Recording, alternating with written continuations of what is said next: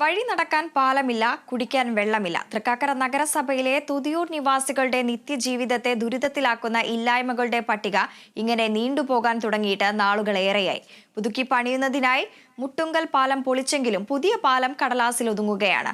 പാലം നിർമ്മാണത്തിനിടെ കുടിവെള്ള പൈപ്പ് തകർന്നതോടെ കുടിവെള്ളവും ഇവർക്ക് കിട്ടാക്കനിയാണ്.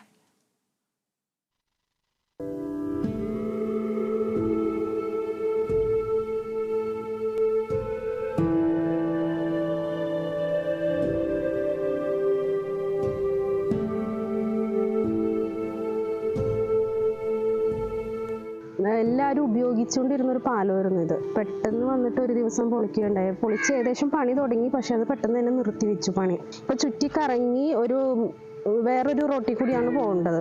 നിരവധി ആളുകൾ വിദ്യാലയങ്ങളിലേക്കും ആരാധനാലയങ്ങളിലേക്കും പോകുന്നതിന് വേണ്ടി ഉപയോഗിച്ചിരുന്ന തുതിയൂർ മുട്ടുങ്കൽ പാലത്തിനാണ് ഈ അവസ്ഥ.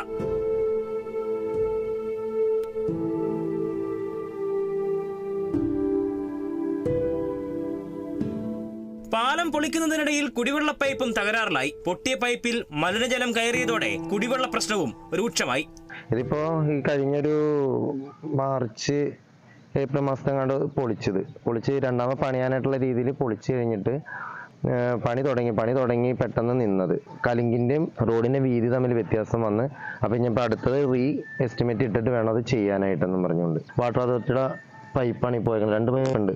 അതിൽ ഒരെണ്ണം പൊട്ടി മാലിന്യജലം കയറിക്കൊണ്ടിരിക്കുന്നതിൻ്റെ അത് സെസിന്ന് വരുന്ന വേസ്റ്റ് വെള്ളമാണത്.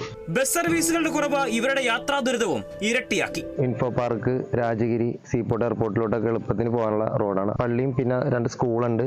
അപ്പോൾ അതിലോട്ടൊക്കെ പാസേജ് ഉള്ള റോഡായിരുന്നു. ഇതിപ്പോൾ പൊളിച്ചിട്ടത് ഒരു കാരണവശാലും പൊളിക്കേണ്ട ആവശ്യമില്ലായിരുന്നു ഈ പാലം. ഇപ്പൊ പെട്ടെന്ന് ഇത് പൊളിച്ചിട്ട് നല്ല രീതിയിൽ പണിയാൻ വേണ്ടി ആയിരിക്കാം. പക്ഷെ ഇത് ഇന്ന് പണി എന്താണെന്നുള്ളത് ഒരാൾക്കില്ല.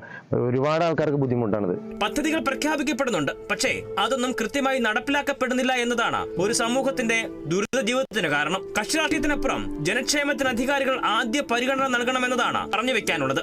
എബിജോൺ Thomas, Kerala vision news, Kochi.